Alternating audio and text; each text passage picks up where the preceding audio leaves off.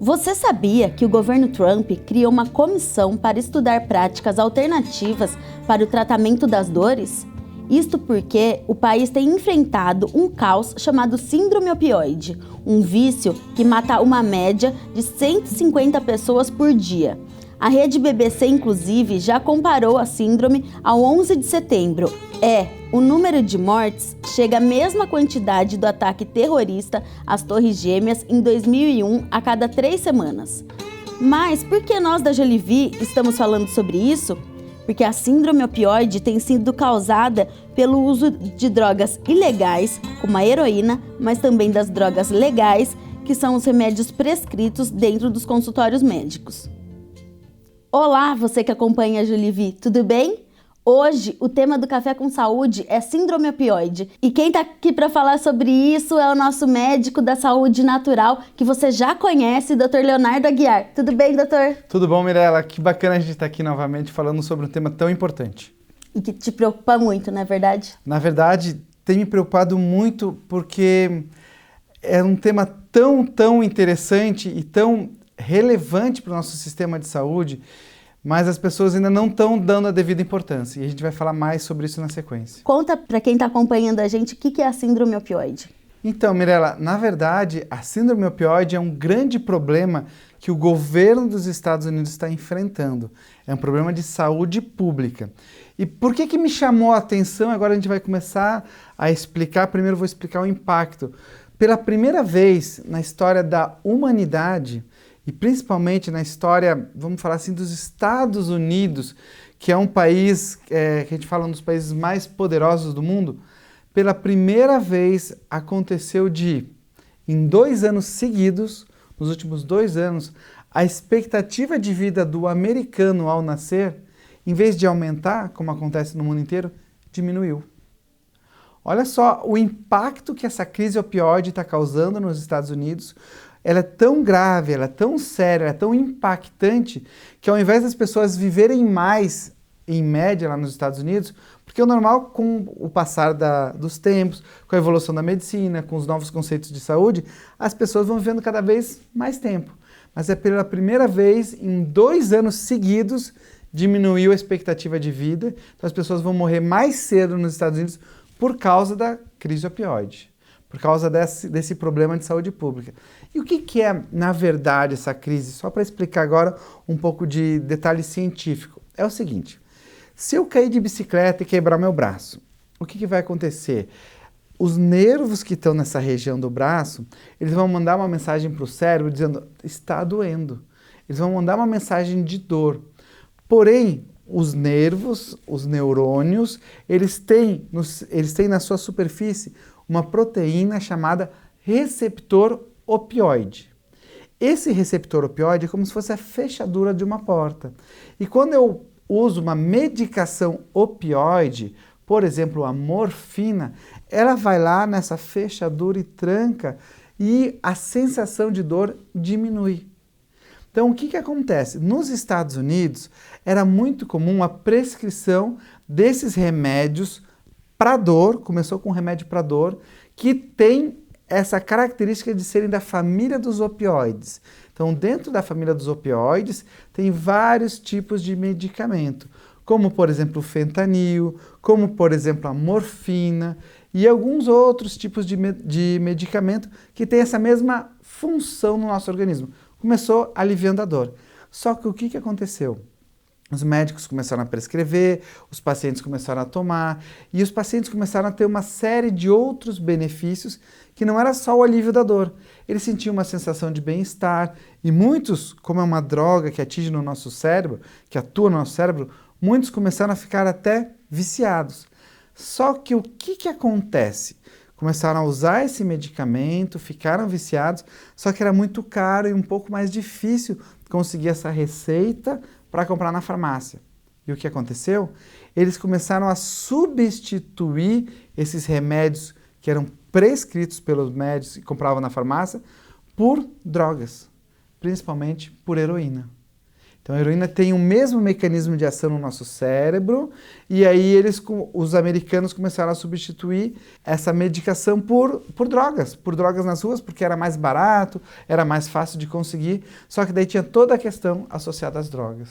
Doutor, a preocupação do governo dos Estados Unidos, você já percebe que já tem surgido uma cultura de tratar da saúde, uma coisa que a gente vê muito, índices de obesidade. Você percebe que essa preocupação do governo de criar uma comissão, você acha que existe uma esperança de governo criar propostas para que as pessoas se cuidem mais, ou é só um alerta para esses medicamentos? Mirella, é muito bacana a tua pergunta para a gente entender a raiz do raciocínio da atitude do governo americano. O que acontece? Existe um debate muito importante, o que você está falando é muito profundo, porque num momento na década de 90, teve uma crise parecida, que foi a crise do crack. Só que o que aconteceu? Como era outro grupo racial, como eram os negros que estavam sendo atingidos, não teve o mesmo impacto na saúde pública, o governo não deu a devida importância como deveria ter dado. Como historicamente acontece. Né? Exatamente, esse é um grande problema. E agora, como teoricamente é uma crise que atinge os brancos, aí um dos motivos para o governo americano tomar uma atitude tão enérgica de criar comissões e declarar um estado de emergência nacional. E quando ele declara esse estado de emergência nacional, olha só, ele começa a liberar algumas regulamentações, algumas amarras para libera dinheiro para fazer um programa, libera dinheiro para levar medicamento, libera dinheiro mais rápido, desburocratiza o processo político e administrativo para tratar. Mas aí que eu fico na dúvida, e aí eu devolvo a sua pergunta com outra pergunta. Por que ele não fez isso na crise do crack? Porque eram negros? Porque eram pobres? Então essa é a grande crítica que o governo Trump está tendo agora, e os outros governos também passaram por isso, como que é a atitude deles, questão de política de saúde pública relacionado, qual é a verdadeira causa, a verdadeira intenção por trás de uma política de saúde pública. Econômica, talvez? Então, essa é uma boa pergunta, a gente já deixa para os nossos assinantes refletirem e até fazer o que a gente chama de uma extrapolação, uma inferência. Como será que funciona o governo brasileiro nas políticas de saúde pública? Então isso a gente está falando da história por trás da história. E essa história da crise opioide é muito, muito, muito importante, porque ela traz uma série de reflexões que a gente vai abordar agora durante a nossa conversa. Tá. Conta pra gente, provavelmente vocês que estão assistindo a gente não sabem quantas pessoas conhecidas, quantas pessoas que admiramos e já admirávamos, morreram por conta dessas medicações, né? A gente sabe, vou começar então teoricamente de trás para frente. Uma das pessoas que a gente tem ideia aqui, eu também fiquei extremamente impressionado por causa disso, e para mim foi muito impactante. Por que foi impactante? Porque fiquei impressionado. Uma das pessoas que morreu por causa disso era uma pessoa que teoricamente entendia muito o mecanismo da ação dessa droga, porque são os psiquiatras que entendem muito o mecanismo de ação das drogas no cérebro. E o Freud foi uma das primeiras pessoas que se tem notícia que morreu por causa disso, porque morreu por intoxicação por morfina. E por quê? Conta-se que ele tinha um câncer na língua, um câncer na boca, ele estava com muitas dores, e ele começou a tomar morfina de uma forma exagerada, perdeu o controle, e aí acabou indo falecer. Então olha só como é impactante. Um psiquiatra, provavelmente um dos psiquiatras mais famosos que já existiram, e uma pessoa que entende muito de fisiologia e mecanismos cerebrais, né? Teve esse problema, e aí a gente passa por várias celebridades, passando desde Elvis Presley, Janis Joplin, River Phoenix, o Philip Hoffman Seymour Hoffman, eu sempre confundo. Aí a gente começa a falar, aquele ator do Batman, como é que é? Heath Ledger. E o Prince, aquele cantor que é super famoso, todo mundo conhecia. O Prince até uma história curiosa, ele começou a tomar os remédios para dor porque ele usava salto alto no palco, e aí ele tinha muita dor nas pernas, dor na bacia, e começaram a receitar. A intenção inicial era para tratar dor, mas no final as pessoas começam a abusar dos remédios e tem esses problemas. Isso acontece até quando a pessoa não está com dor? Porque ela já está tão acostumada a receber aquele medicamento, e isso pode ter sido a causa da morte dessas pessoas? Pode. Ou foi só o exagero? Pode ter sido a morte, sim, porque o que acontece? Quando a pessoa, vamos falar um pouquinho de comportamento, né? Quando a pessoa já tem o hábito de não respeitar limite, ela não respeita limite para nada. O meu irmão sempre fala assim, não existe legalidade na ilegalidade. O que é isso? A pessoa que abusa de um tipo de medicamento, os opioides, ela também, às vezes, abusa de outro tipo de medicamento, um remédio para dormir, um remédio que, um remédio que abre apetite, ou um remédio para melhorar o seu desempenho, inclusive, às vezes, sexual. Então, a pessoa tem o hábito de extrapolar, de não respeitar o limite de uso de medicação, não receber orientação médica. E aí o que acontece? Muitos pacientes desses que eu falei acabaram morrendo porque eles combinaram essas medicações, às vezes com bebida alcoólica também. Então a combinação dessas medicações, às vezes ele tomava uma quantidade muito maior de comprimidos, mas começou a combinar uma quantidade menor e bebeu, aí pronto. Então, é o que você falou, exatamente. Às vezes não é só um comprimido, ou só um excesso, ou não foi só que ele tomou no momento que estava com dor.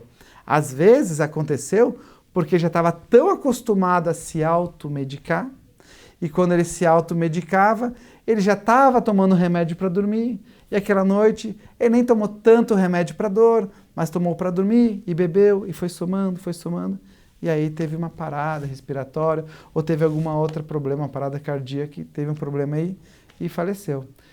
Então esse é um dos grandes problemas, porque a pessoa perde o limite, a noção do limite. E conta pra gente, acho que chegou a hora, né? Por que a sua preocupação com o Brasil, se a gente está falando dos Estados Unidos? Mirela, é super importante, e eu acho que isso é o ouro da Jolivie. Porque a gente não tem... A gente é totalmente independente, a gente pode ajudar as pessoas a raciocinarem sobre as coisas. Então, isso que eu gosto de estar aqui e poder falar sobre isso. Vamos lá. Vamos fazer um paralelo entre Estados Unidos e Brasil. Essa é a ideia, né? Nos Estados Unidos, começou de uma forma legal, os médicos prescreveram as pessoas usando drogas que atuavam no cérebro, certo? Só que isso foi tão grande, tão escalado, que as pessoas começaram a usar outras drogas que funcionavam da mesma forma, como heroína, por exemplo, tá? E estão morrendo de overdose, de abuso, de várias outras formas. E o que acontece no Brasil? Qual é o paralelo? O Brasil é um dos países onde mais se prescreve remédios que a gente fala para o desempenho, que diminuem a ansiedade, que para tratamento de depressão, para várias outras situações que melhoram o desempenho da pessoa. E o que acontece, o que me preocupa muito, mas muito mesmo, é se daqui a pouco essas pessoas que já fazem o abuso desses medicamentos, logo, é como se fosse o mesmo raciocínio. É o próximo passo para usar alguma droga ilícita, alguma droga proibida, então daqui a pouco vai substituir essa droga para outra. É o mesmo caminho, é o mesmo raciocínio. E os números no Brasil são extremamente alarmantes. A gente está muito preocupado com esse crescimento. E o que é pior? Não se fala disso no país.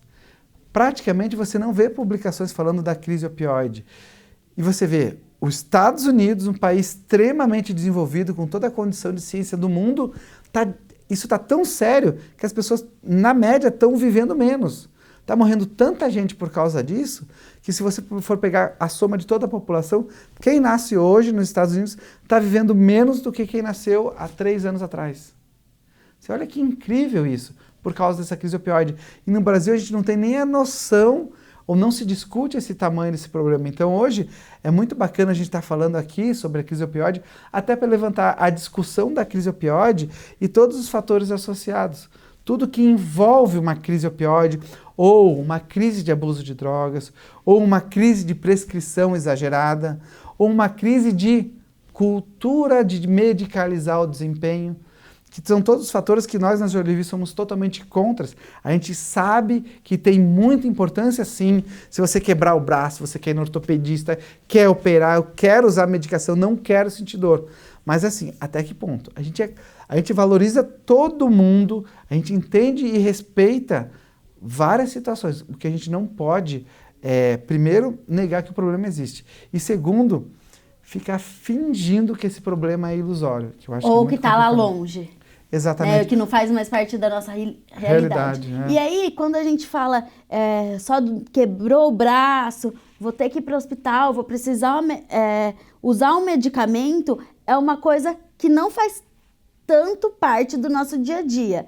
A gente tem que lembrar que pessoas que estão aí acima de 60 anos estão tomando medicamento porque tá com dor nas juntas e eu preciso cuidar do meu neto. Ou quem toma remédio para ereção porque não está conseguindo dar conta do seu relacionamento. Enfim, isso também é uma preocupação.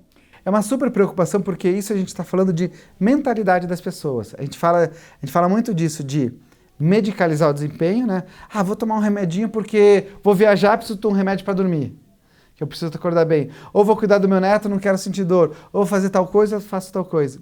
A gente medicaliza o desempenho e o que é pior, que eu acho que está por trás disso, a gente terceiriza o problema. O que significa isso?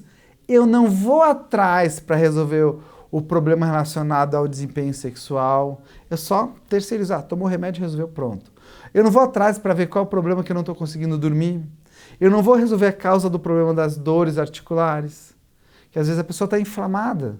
Às vezes aquela dor é por, sei lá, pela má alimentação, pela atividade, postura inadequada, uma série de possibilidades, mas ela acaba não tratando a causa, acaba só tratando os sintomas. Isso é muito sério, porque o problema pode estar lá, pode estar piorando, e a gente está só mascarando esse problema. Uma coisa que a gente sempre fala aqui na Jolivi, né, doutor, é que medicamento é a coisa fácil. Isso. Né? Você vai tomar o remédio e aí você vai passar o seu sintoma, só que em algum momento ele vai voltar pior e o medicamento pode ser, inclusive, o vilão da sua saúde, né? No caso da síndrome opioide, ele é muito mais o vilão porque ele não está tratando e você talvez nem saiba. Em algum momento da sua vida você nem vai saber a causa daquilo, né? Se você já começou a tomar um medicamento, né? Então o que a gente sempre diz também é que você tenha tempo para conversar com o seu médico para que ele entenda de onde que vem tudo isso que você está sentindo. Como reverter uma síndrome opioide? Então, é um problema que não é simples, porque envolve vários fatores, como a gente falou, fatores de comportamento das pessoas, do sistema de saúde, do governo. Tem que todo mundo trabalhar junto numa linha assertiva, assim, né? Até tem um documentário do Netflix, que eu vou recomendar, chama Heroína. É um documentário que fala exatamente sobre a crise opioide e é muito bacana que fala de um condado americano que está devastado pela crise e como eles atuam para reverter e começar a reverter. A primeira coisa é encarar o problema de frente, que é o que o Trump demorou a fazer e que ele acabou fazendo agora. Até acabou trocando do secretário, porque o primeiro secretário acabou não enfrentando o problema de frente e o que assumiu agora falou, a gente está enfrentando o problema de frente, é uma crise, é um estado de emergência nos Estados Unidos. Primeiro enfrentar, assim, assumir que tem um problema e enfrentar ele de frente, enfrentar com sinceridade, olha, a gente está numa crise opioide, a gente tem que resolver. E o segundo, que é até um pouco controverso, e eles estão estudando, é o seguinte, como aproximar os usuários do sistema de saúde. Existem vários estudos que apontam que, isso eles comentam bastante, é bem delicado, mas eles apontam que é preferível o governo ter o controle do acesso a essas drogas opioides do que deixar as pessoas soltas. Por exemplo, eles acabam fornecendo um medicamento opioide do que deixar as pessoas se drogando por conta própria. E acaba esse fato de fornecer o medicamento deixa as pessoas mais próximas do sistema de saúde. E aí também tem alguns tipos de remédio que eles têm que usar, que até nos sistemas de proteção, de ação rápida tem, são os remédios que revertem a parada respiratória rápida. São os antídotos, vamos falar assim, da intoxicação ou da overdose. Então, tem algumas linhas de atuação, mas todo mundo tem que atuar de uma forma, vamos falar assim, coesa. Não adianta só simplesmente, como eles fizeram por muito tempo, fingir que o problema não existe. E quando eles falaram que o problema não existia, o cartel mexicano das drogas começou a tomar conta, entendeu isso. Então é um problema muito mais sério, é um problema que está por trás e tem muitos interesses nessa situação. E aqui no Brasil, como que a gente não cai numa síndrome opioide? A primeira coisa é você realmente pensar, agora eu vou falar assim como pessoa, como amigo, até que ponto você realmente precisa tomar essa medicação. Porque aquilo, vou emprestar do meu amigo um remedinho para dormir, ou então eu vou emprestar esse remedinho para dormir, sabe? Um remédio para dor mais forte, ou pede uma receita emprestada, ou sei lá, às vezes está usando medicamento sem necessidade. Eu acho que esse é um dos maiores problemas, esse hábito de medicalizar. Então acho que o primeiro grande passo no Brasil é a gente reconhecer que existe um excesso fenomenal, um excesso muito grande de medicamentos no mercado, assim, medicamentos de automedicação e que funcionam a nível de cérebro, sistema nervoso central, e que, na verdade, pode, no fundo, estar viciando as pessoas, pode estar causando problemas que, se misturado com outros medicamentos, pode até dar uma parada respiratória. E o que é pior até, pode estar até, às vezes, mascarando um problema muito mais sério. Você não está tratando a causa do problema. Você está só mascarando. Mas aí eu quero fazer um paralelo. As medicações funcionam muito bem quando com acompanhamento médico, por isso que elas são de receituário controlado, por isso que é importante você voltar no seu médico e falar, olha doutor, esse remédio funcionou, esse não funcionou, vamos ajustar a dose. Não é só ficar renovando a receita. Já tomo um remédio há 10 anos, 5 anos. Isso não funciona. Isso está errado. Você tem que ir fazer sua revisão, conversar, aprender e discutir isso com a família, com os amigos. E compartilhar os vídeos da Jolivie e falar, olha, eles estão falando sobre a crise opioide, porque começou com remédio para dor, olha só, começou com remédio para dor nos Estados Unidos. E olha o tamanho que chegou o negócio, um estado de emergência, que mudou a expectativa de vida. No Brasil, a gente está pior, o que eu penso assim, a gente vai começar com um remédio que já com o grupo de remédios que já são remédios que já servem para tratar a ansiedade, a depressão, sabe? Então, eu acredito que se a gente não prestar atenção nisso, não enfrentar de frente, a gente está indo para o mesmo caminho. Esse que é o ponto, esse que é o perigo. E a gente tem muito menos, vamos falar assim, capacidade de gestão que tem o governo americano, né? Não preciso nem comparar. Capacidade de gestão, de ação, de integração entre os sistemas, entre as políticas. E se lá está uma crise enorme, imagina no Brasil, se a gente deixar isso acontecer. Mas ia ser melhor que se a gente não precisasse que o governo atuasse sobre isso, né? Se a gente se educar, a se entender mais, a cuidar mais da nossa saúde, prestar atenção no nosso corpo. Isso não precisaria acontecer nos Estados Unidos ou não precisa acontecer aqui no Brasil, né? Vou te contar uma coisa que aconteceu. A gente falando de facilidades, né, de medicamentos, vou te contar uma coisa que aconteceu comigo outro dia na farmácia. Eu fui comprar um desodorante, chegando no caixa, a moça me disse, você não quer comprar esse remédio para dor de cabeça? Não quero comprar esse remédio para dor de cabeça. Nossa, mas só custa R$1. A gente vê na porta da farmácia a promoção do Viagra. Isso mesmo. Então tem essa facilidade que a gente precisa aprender a filtrar, porque o negócio está lá, numa promoção, em uma propaganda, e às vezes a gente não precisa. E existe remédio natural para isso. Uma coisa que é bem bacana, que você falou do seu exemplo, eu lembrei de um meu exemplo.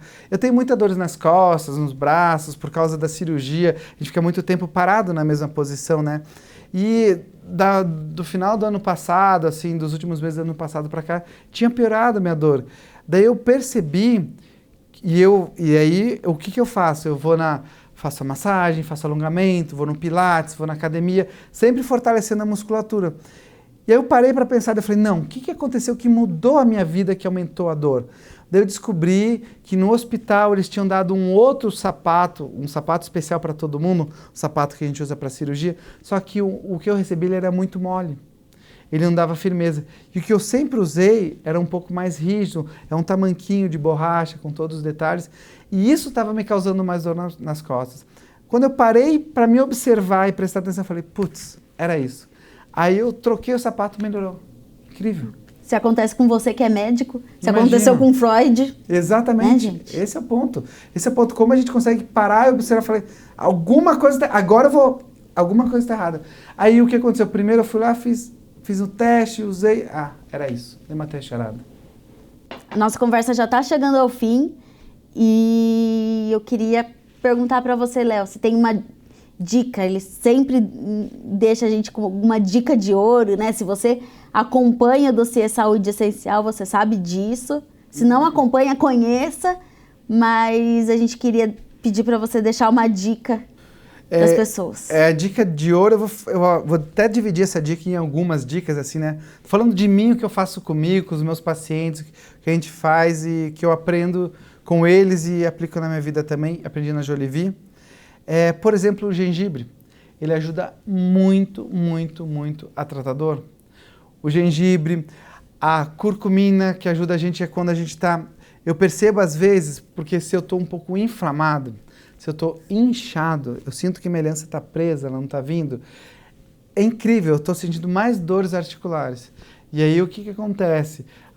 Quando eu tomo a curcumina, eu como gengibre, hoje a gente tomou um suco verde maravilhoso com bastante gengibre, você sente que parece que o seu corpo fica menos doloroso, menos dolorido. Isso é impressionante. Então, o hábito assim, de realmente colocar o gengibre na alimentação do dia a dia, usar cúrcuma no dia a dia e evitar alimentos que te inflamam. E esses alimentos que te inflamam te deixam com mais dor. E essa é para evitar a base da síndrome opioide. E a segunda grande recomendação agora é a questão do medicalizar o desempenho.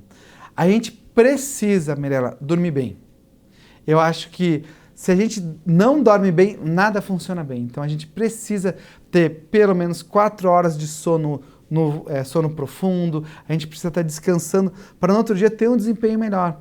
A gente precisa aprender a manejar o estresse, alimentar de uma forma saudável, ingerir líquido. Nada mais é do que a nossa máquina, nosso corpo está funcionando de uma maneira adequada. A gente cuida tão bem do nosso carro, por que não vai cuidar da gente? Só que o que acontece? Quando a gente está muito estressado, naquela correria do dia a dia, a gente não presta atenção no sono, não presta atenção na alimentação, como eu, não presta atenção no sapato que está usando. E aí você só vai o quê? Só sente dor. Você deixa de sentir o corpo para sentir dor. Então a grande recomendação final de tudo isso é parar, respirar e prestar atenção no que está acontecendo. Tá? Quando você fala 4 horas de sono profundo, é porque a gente tem um determinado momento da nossa noite que a gente tem sono profundo. Exatamente isso, porque a gente, vamos falar assim, num ciclo de 8 horas, às vezes são 4 horas de sono profundo, e o sono ele fica superficial, profundo, ele vai alterando conforme as ondas cerebrais, conforme a nossa respiração, conforme foi o nosso dia. Então a gente precisa para descansar, pelo menos 4 horas de sono profundo. E é difícil, é raro assim uma pessoa dormir 4 horas e essas 4 horas serem só de sono profundo. Por isso que a gente tem que dormir mais tempo. Exatamente, por isso que tem que variar. E mais um motivo para a gente estar prestando atenção na gente. E para isso, essa é a importância da Jolivie, trazer esses conceitos para as pessoas irem se apoderando desses conhecimentos e aprenderem a cuidar da sua saúde.